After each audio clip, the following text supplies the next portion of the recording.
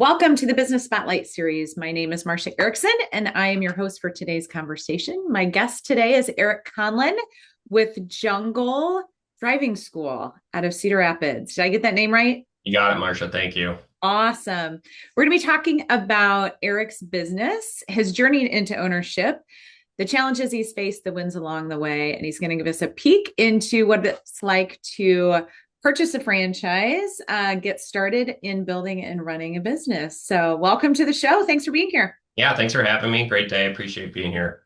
Absolutely. Before we dig in, I'd love for you to give the listeners a quick background on you and tell us a little bit about your business.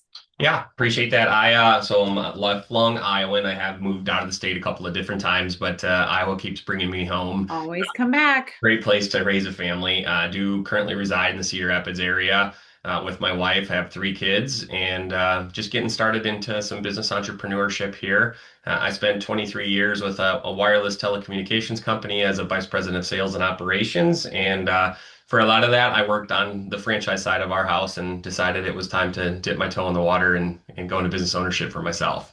Do it yourself. That's awesome. So, tell us about the ownership structure now. Is it just you? Do you have partners? Yep, nope, it's just me. So sole owner. My wife obviously is part of it, just given that our marriage and that's the way we set things up. But Yeah. yeah, I am the sole owner, so I'm currently operating as well. And so I'm the owner CEO is really kind of my title. Okay.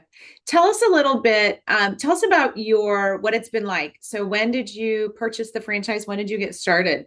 So I probably started looking into business ownership and franchising. So I looked at kind of multiple different routes. I looked at a couple of businesses in town in the corridor area that were existing that were looking to sell people to get out of the business. And I also looked at, going greenfield with franchising. And I probably spent probably a good 18 to 24 months really researching a lot of different options. What was something that I felt would be a good mission or, program based that could help with our community. I didn't really want to go into food. And that was something I knew I just wasn't really interested in.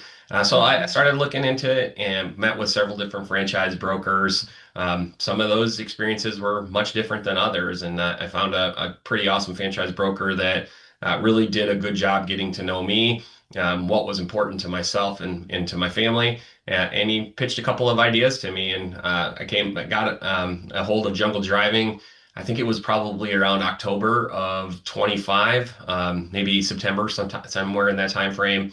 Started to do a ton of research, went through their process of what they set up with their franchise.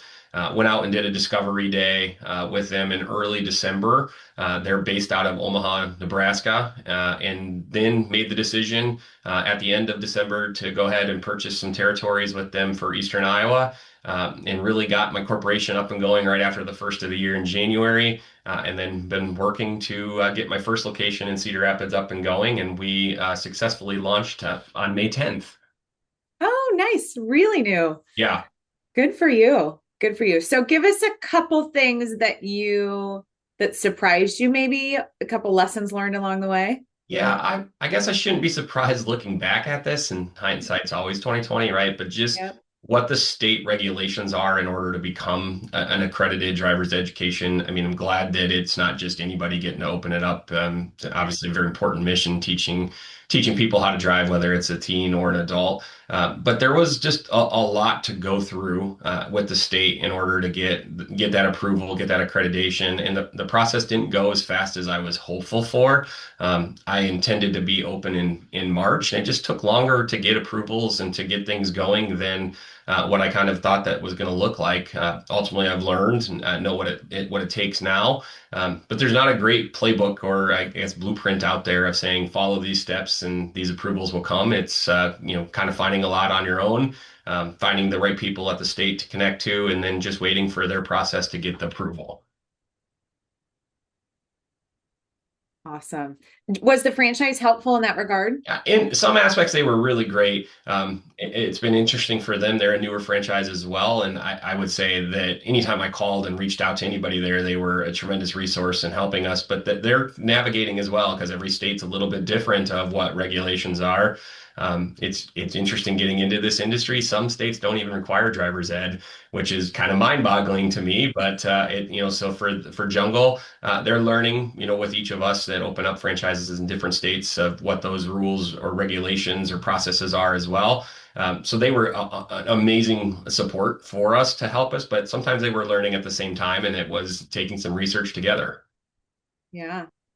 Tell us, so this, I'm a little bit familiar with driving schools, and a lot of our listeners have had kids that go through it. Tell us what's unique and different about Jungle. Yeah, I think one of the things that is different is we're very technology focused.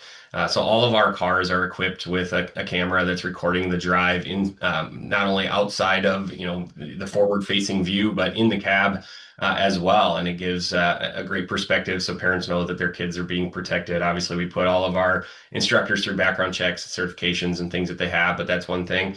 And then we also have an app that parents can download when they become a student here at Jungle Driving. And that app serves kind of as a multi-purpose function. One is it's a way for the parent to schedule their drives. So that's always what's very hard for parents and for kids is to find time, when you can have a drive. And so instead of waiting for the school to say this is when you have to drive and then rearranging your other schedules or saying I can't do that because of baseball or softball or band or whatever it could look like, you can self-select your times that you can drive with us, which makes things much easier to get things set up and going with us. And then in addition, on the app, we record all of the drives with notes from our instructors saying, here's the skills that we introduced today. Here's what, Marcia did great with, or here's what Marcia needs extra help on. And then the parents have access to that as well. So after every one of our drives, we give the parent or the guardian kind of a debrief of what went well, what didn't go so great, and what we need them to continue to help reinforce with their practice at home. But then they can go back and look at that app and be able to say, oh, shoot, what was it they said I needed to? They have that reference point. Excellent. It's parking spots, by the way. Just Parking is that's what always, Marcia needs to work especially on. especially perpendicular, I have learned has been a little bit more There's challenging than something I thought it would be. So something in my brain that trips yeah. me up every time. So obviously you're growing through a lot of things, but everyone we talk to or everyone I interview, every business owner is growing through something, whether it's new season, new challenge, new win, scaling. What do you right now, what are you growing through? Yeah, I think for me, it's learning how to scale my vehicles correctly so that I have enough vehicles to meet the demand. But as a wise business mentor of mine said, you don't necessarily build your church for Easter Sunday Mass capacity. You build it for every day. So it's just trying to learn, how many vehicles that I need to have in my fleet now, but not getting too behind so that as the demand continues to pick up, that I have a vehicle equipped and ready to go so that we can service them. So just learning that scale has been kind of an interesting process and something I by no means have I mastered in 2 months or so, but it is definitely something that it'll be a place that I have to continue to focus as I'm building this business up across Eastern Iowa. Yeah, for sure. We find that a lot where profitability comes up a lot, right? When early you're trying to get it, and then you're trying to figure out how to invest it Right. and how much back into the business and to be able to scale. So yeah, you're gonna have that over and over again. So you got the right mindset for it. Tell us, I'm curious, the name Jungle Driving is interesting and unique. Where did that Yeah. come from? So the owner of Jungle Driving, or the guy that founded it, is from Grand Forks, Grand Rapids, Michigan. I can't remember now which one it is, but Fred started a driver's ed school up there 20 years ago, and this was his concept, and he built it out, and he really developed a way of teaching teens that, in his mind, and I fully believe in it too, is developed to teach a lifelong lesson in driving, right? That you just don't do driver's ed and now suddenly you're a great driver, or even 20 years down the road, if you don't continue to practice being a defensive and safe driver, things happen. That's when crashes go. And so Fred developed this system and really wanted to share it with the world. And he met up with the right people that could franchise this for him. But that was the name of his business. And so we have a lot of fun things that we incorporate into this in ways that kids can remember what we're looking for, right? So, for example, if somebody's riding on your tail, we call them a tailgater usually. At Jungle Driving, we call them a butt sniffer. And it's just a fun way for kids to remember that. We talk about being a jungle cat, which is you're always aware, you're always ready, you're scanning ahead, you're paying attention. And so those are the things that we're trying to really help equivalent to them in things that they can understand, and hopefully that they can take with them as they start this driving journey.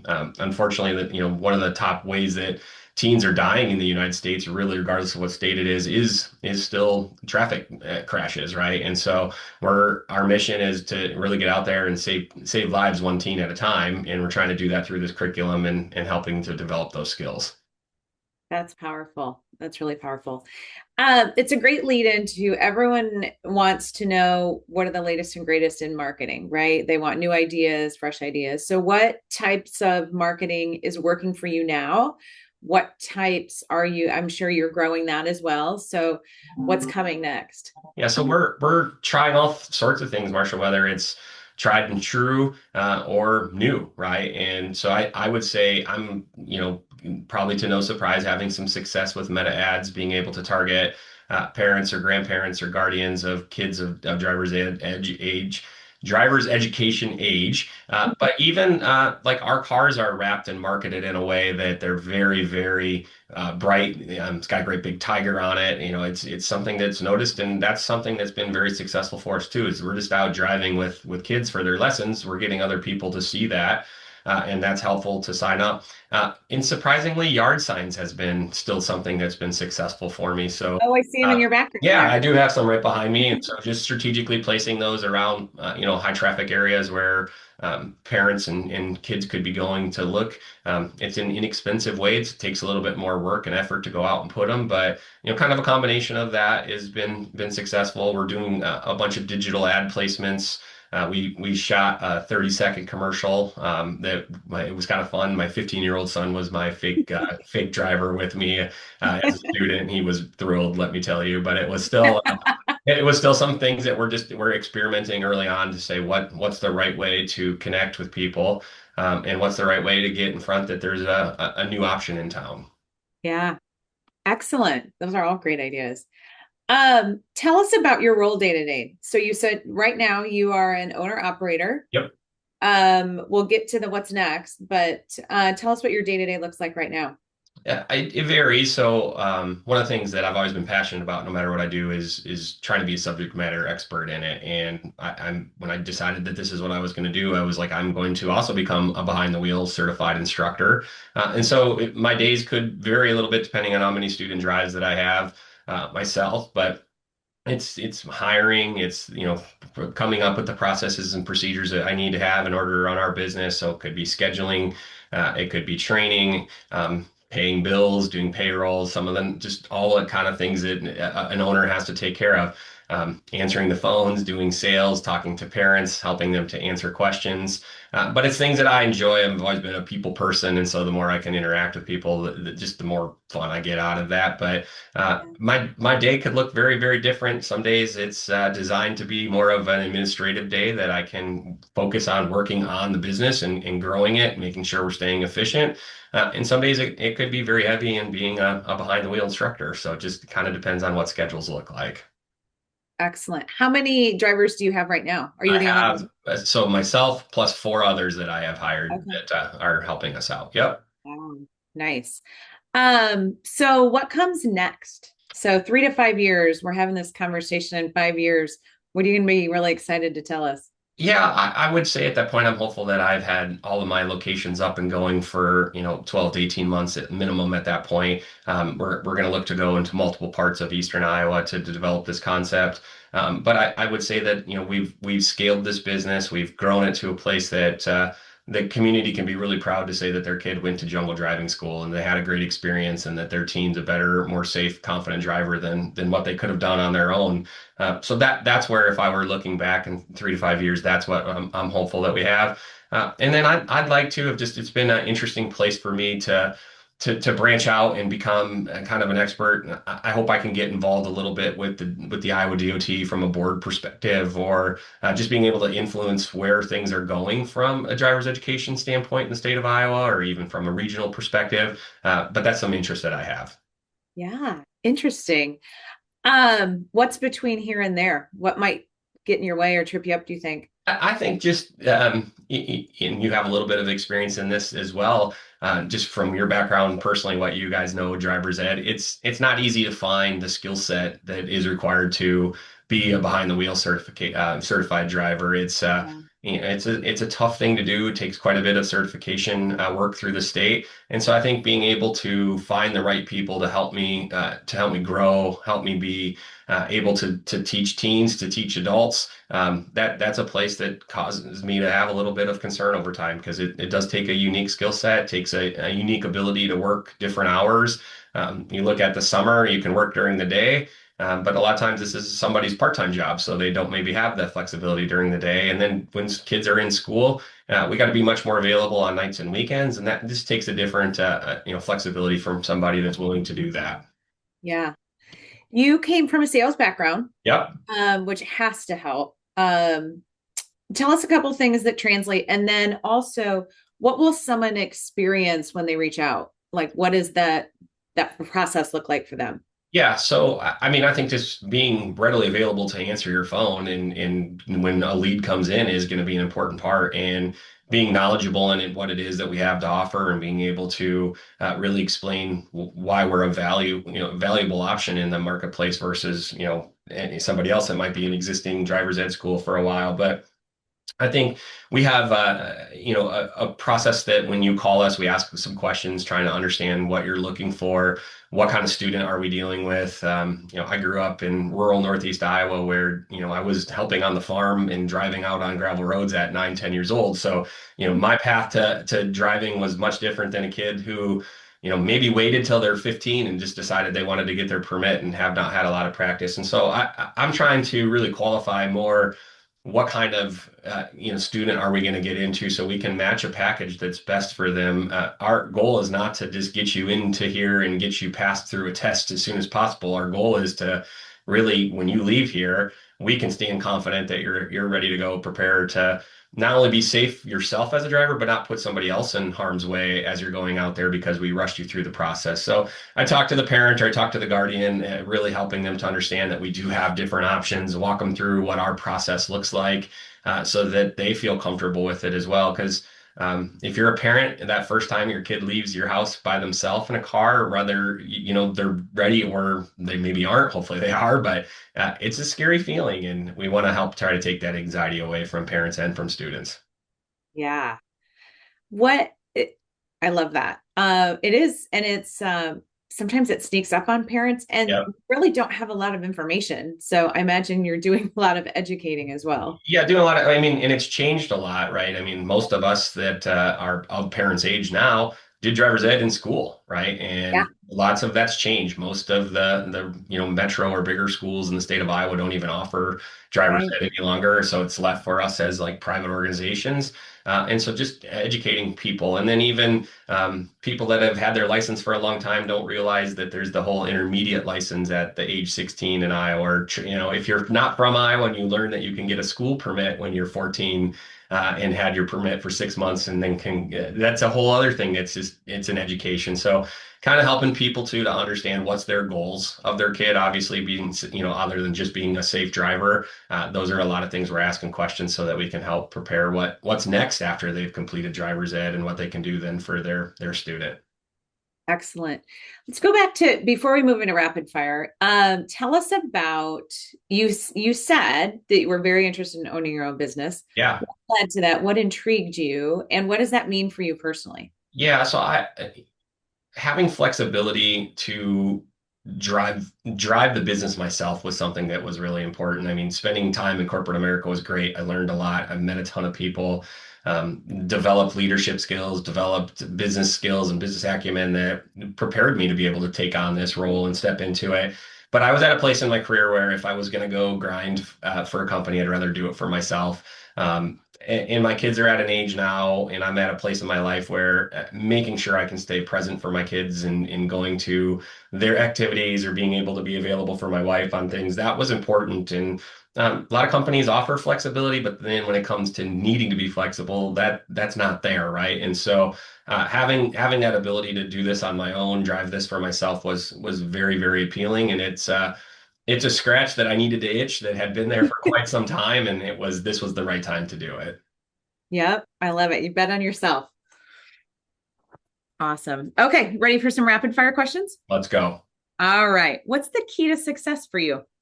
To me, it's happiness. That's really what it comes down to. And I know that sounds probably cliche, but it's if I'm happy in what I'm doing, I enjoy what I'm doing, then I'm being successful. Awesome. I agree and I love it. What's one piece of advice you have now for other business owners? I think there's a lot of people that want to make this jump, and I'd say do it. Bet on yourself, go for it. It's always easy to say, what if, or this isn't the right time. Well, I can promise you there is never probably a right time. And what I'm saying, meet people that you can go pick their brains that have made this jump, and it'll help you to get ready. But what I would say is do it. Awesome. I love that. Okay. How about a book you're reading or a podcast you're listening to?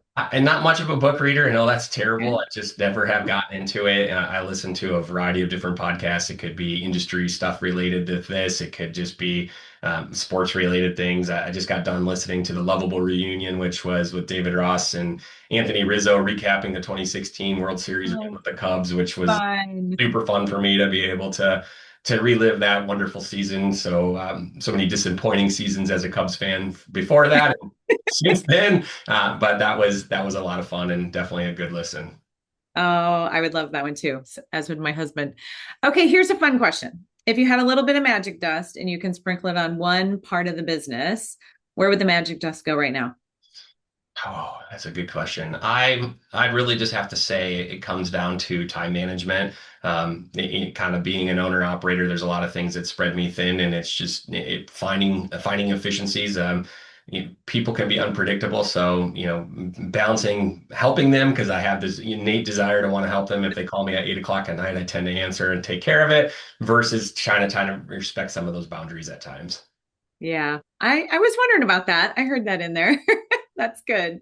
Before we get to the final question of the day, people are going to want to find you and find Jungle Driving. So where do you want to direct them to? Yeah, you can go to our website. That's probably the easiest. It gives you where we're located, what our phone number is, a lot of the information about our programs. But you can find us at jungledriving.com/IA/Cedar dash Rapids. It's a long one. Or if you just Google Jungle Driving Cedar Rapids, that's the easy way to do it. You'll find us there too. Perfect, perfect. Okay, final question of today. What is inspiring to you today? Uh, it's been absolutely so great for my heart and just watching kids when they're done with our program, the smile they have on their face because they're ready to go and they're ready to take this next step in their life. Kids that we get that come to us with high anxiety, and by the time they're done with us, they're ready to go and they feel confident. It's going to be that feeling I don't think can ever get old. Oh, that's beautiful. Love it. This was a great conversation, Eric. I appreciate it. Thanks so much Yeah, for thank you, Marsha, sharing for your having us. This story. has been fun. Yeah, thanks for sharing your story and giving us your time. To everyone watching, save the show, come back to it if you're interested in franchising or what it's like to be in the first, few months of this journey. Go back. Eric's got some great advice, and I'm sure you can reach out to him separately as well. Don't forget to like and subscribe to the channel because you'll be notified every time we drop a new episode, which has been pretty rapidly lately. Thanks to all of you, and a special thanks to you, Eric, for being with us today. We really appreciate it. Thanks, Marsha. Appreciate you.